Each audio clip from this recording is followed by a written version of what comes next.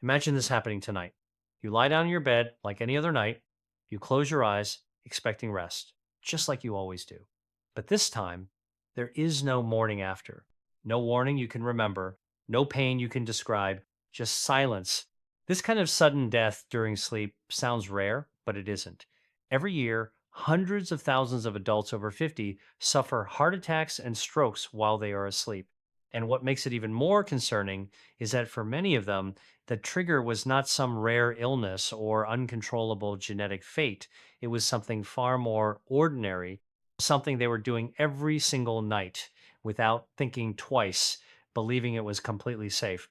In the next few minutes, you're going to understand what is actually happening inside your body during sleep, why the nighttime becomes one of the most dangerous periods for the heart and brain after age 50, and which specific habits quietly increase that risk while you think you are resting. More importantly, you'll see what can be changed starting tonight to reduce that danger in a meaningful way. This is not about fear or exaggeration. It is about documented medical patterns that have been studied for decades. My name is Dr. Richard Clark, and I have spent much of my career studying cardiovascular health in older adults. If you are over 50, what you are about to hear is directly relevant to your life because most people never connect these habits with what actually happens during sleep. Here is something many people do not realize.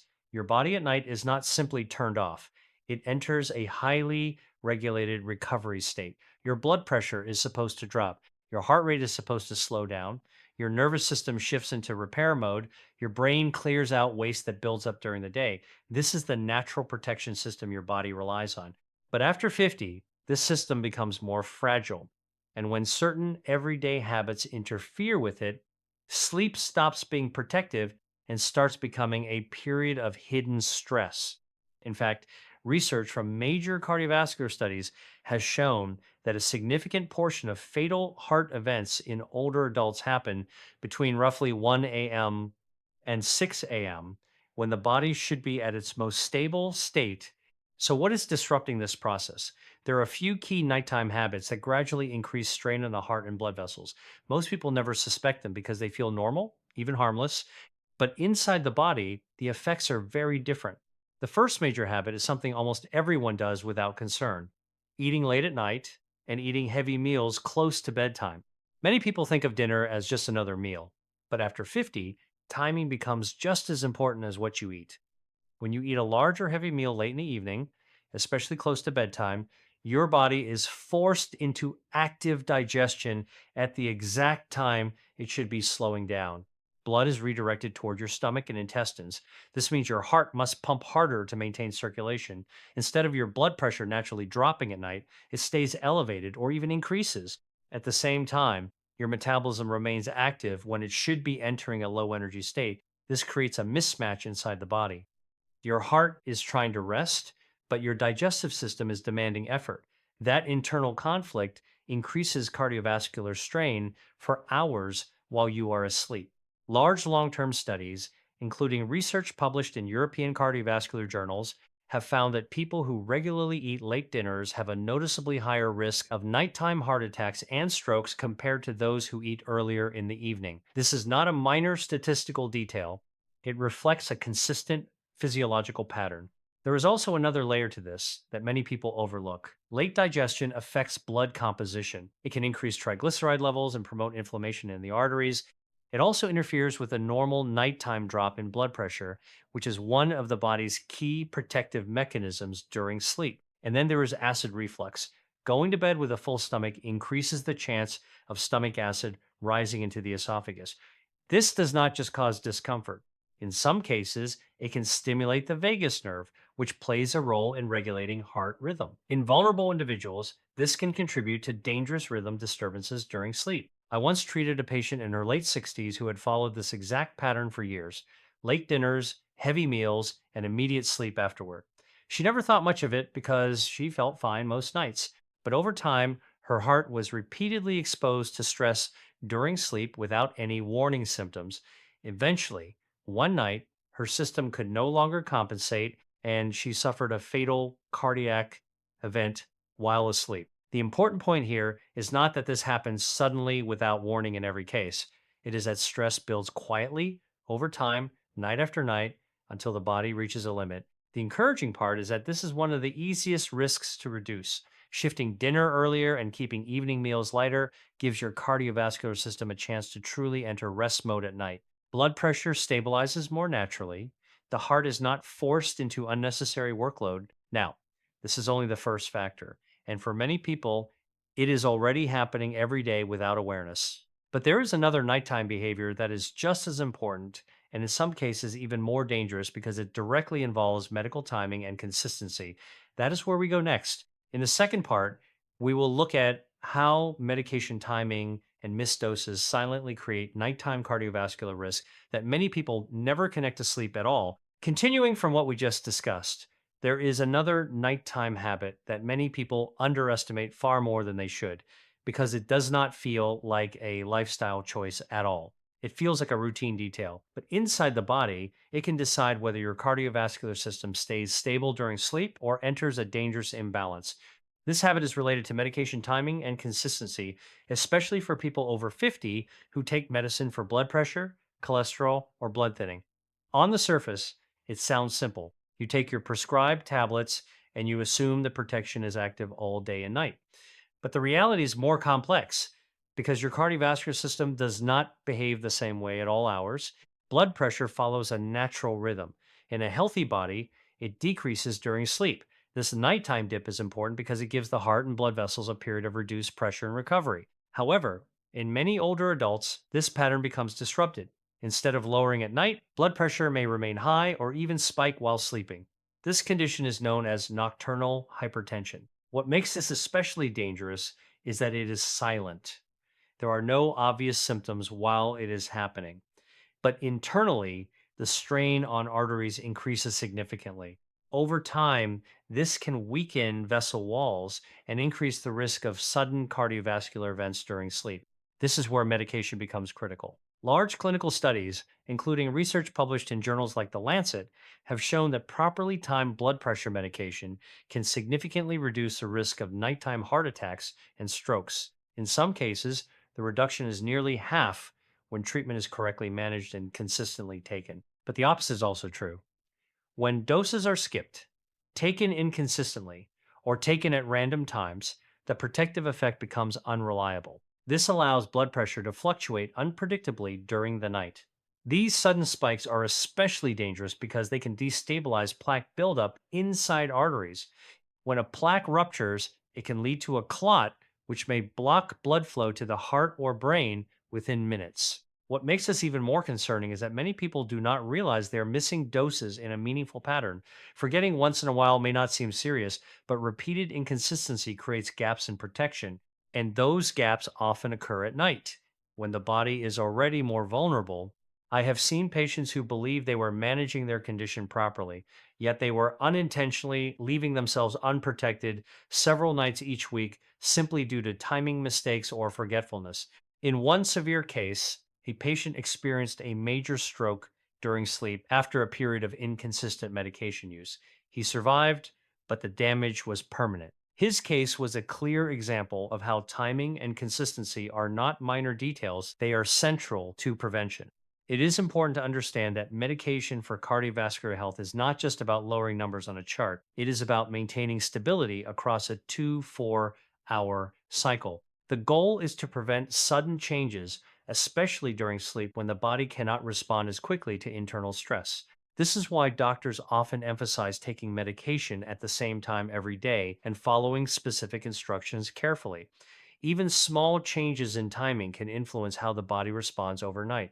That is also why any adjustment in dosage or schedule should always be discussed with a healthcare professional rather than changed independently. Now, while medication timing plays a direct role in cardiovascular stability, there is another nighttime condition that many people live with for years without ever being diagnosed. It does not involve pills or routines, but it has a very strong connection to heart attacks and strokes during sleep.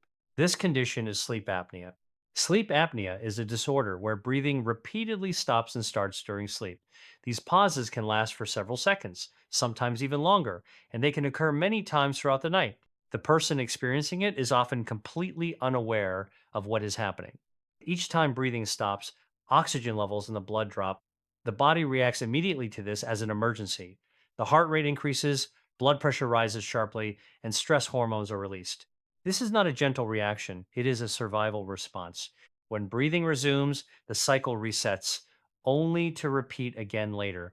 This pattern can happen dozens or even hundreds of times in a single night. Over time, this constant cycle of oxygen drops and stress responses places significant strain on the cardiovascular system. Research from major sleep and cardiovascular studies has shown that untreated sleep apnea can dramatically increase the risk of both heart attacks and strokes during sleep. In fact, the risk is significantly higher compared to individuals without the condition. The challenge is that many people do not recognize the signs. Loud snoring is often dismissed as harmless, but in combination with pauses in breathing, it can be a strong warning signal. Other signs include waking up suddenly gasping for air, persistent morning headaches, and feeling extremely tired during the day despite a full night in bed. There are also cases where blood pressure becomes difficult to control despite medication, and sleep apnea is the underlying cause. Because the body is repeatedly under stress at night, the cardiovascular system never fully stabilizes. I once worked with a patient who believed his snoring was simply an inconvenience for his partner. He had no idea that his oxygen levels were dropping repeatedly during sleep. Over time, this placed extreme strain on his heart.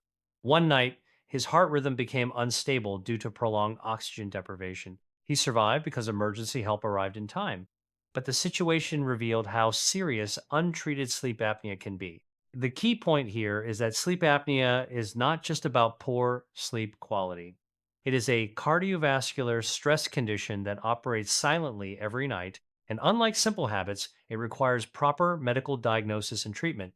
While adjusting sleep position, such as sleeping on the side, can sometimes reduce mild symptoms, it is not a complete solution.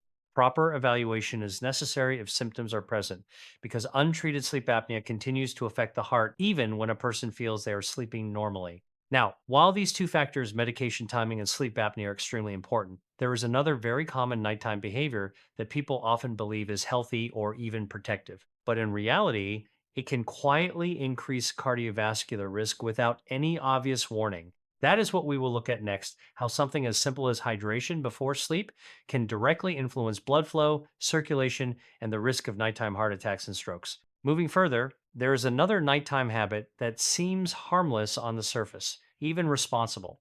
Many older adults actually adopt it deliberately, believing it is better for sleep and overall comfort. But inside the body, it can quietly create conditions that increase the risk of serious cardiovascular events during the night.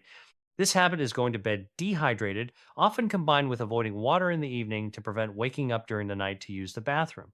At first glance, this seems logical. After 50, sleep becomes more fragile, and interruptions can feel more disruptive than before. So many people choose to limit fluids after dinner. However, the body does not stop functioning at night. Even during sleep, it continues to lose water through breathing and natural perspiration. If a person goes to bed already low on fluids, the body begins the night in a weakened circulatory state. To understand why this matters, we need to look at what dehydration does to the blood itself. When the body lacks sufficient hydration, blood becomes thicker and more concentrated. Thicker blood does not flow as easily through the circulatory system. It moves more slowly. And slower movement increases the likelihood of clot formation. Now, combine this with what naturally happens during sleep. Heart rate slows down, blood pressure drops, and circulation becomes more relaxed. Under normal conditions, this is healthy. But when blood is thicker than it should be, this natural slowing can reduce blood flow to critical organs like the heart and brain. This is where risk increases. Reduced circulation combined with increased clot tendency creates a dangerous environment for ischemic strokes and nighttime heart attacks. Scientific research supports this connection. Studies published in cardiovascular journals have found that even moderate dehydration can significantly increase the risk of nighttime cardiovascular events. In some findings, the increase is more than 60% compared to well hydrated individuals. What makes this especially concerning is how subtle the cause can be. People often do not feel dehydrated in a strong or obvious way. And because thirst signals naturally weaken with age, many older adults do not realize they are underhydrated before sleep. I once treated a patient in his 70s who was very disciplined about his evening routine. He avoided drinking water after dinner every night for years because he believed it protected his sleep quality. He rarely woke up at night, and he considered this a sign of good health. One morning, he suffered a stroke while asleep. Imaging later showed a clot that had blocked blood flow in the brain. There were no external triggers like injury or sudden illness, but his blood had become unusually concentrated. Dehydration was a key contributing factor in that event. This does not mean drinking large amounts of water right before bed is the solution. In fact, that can create other issues such as frequent nighttime awakenings, which disrupt sleep quality. The goal is balance, not excess. A more stable approach is simple and practical. Drinking a moderate amount of water earlier in the evening, then allowing time for the body to process it before sleep, helps maintain hydration without disrupting rest. This keeps blood flow smoother through the night and reduces unnecessary strain on the cardiovascular system. Another helpful habit is keeping a small amount of water beside the bed. If you wake up during the night feeling thirsty, taking small sips can support circulation without overwhelming the body. Now, while hydration plays an important role, there is another factor that many people completely overlook because it feels unrelated to the heart, yet it has a direct effect on cardiovascular stability during sleep. This factor is bedroom temperature. Temperature is often seen as a comfort issue, but it actually influences how the heart and blood vessels behave throughout the night. The body constantly works to maintain internal balance, and environmental temperature affects how hard it has to work to do that. When a room is too warm, the body struggles to release excess heat. Blood vessels expand to help cool the body, and heart rate increases to support circulation. This leads to higher cardiovascular activity at a time when the body should be resting. Excess sweating can also contribute to fluid loss, which adds to dehydration risk. On the other hand, sleeping in an environment that is too cold creates a different kind of stress. In cold conditions, blood vessels constrict. This narrowing increases resistance in the circulatory system, meaning the heart has to pump harder to maintain blood flow. For older adults, this effect can be especially significant. As arteries naturally become less flexible with age, additional constriction can place extra pressure on the cardiovascular system. In some cases, this added strain can trigger a heart attack or stroke during sleep.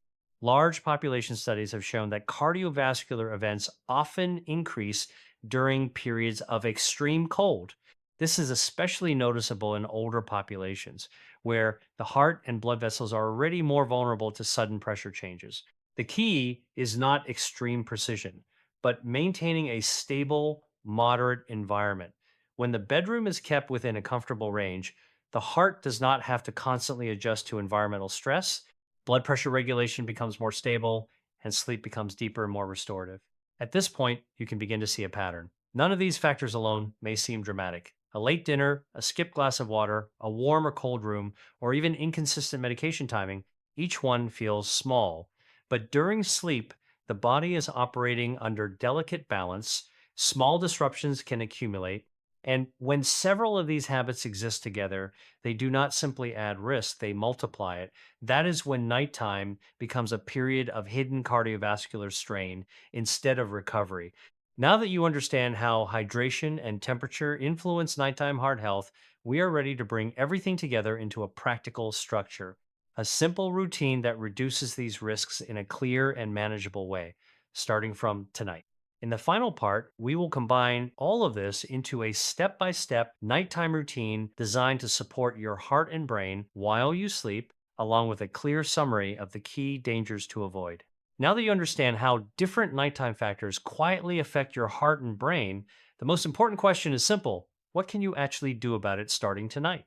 Without complicated routines or extreme changes, the answer is a structured, realistic approach that supports your body during the hours it is most vulnerable.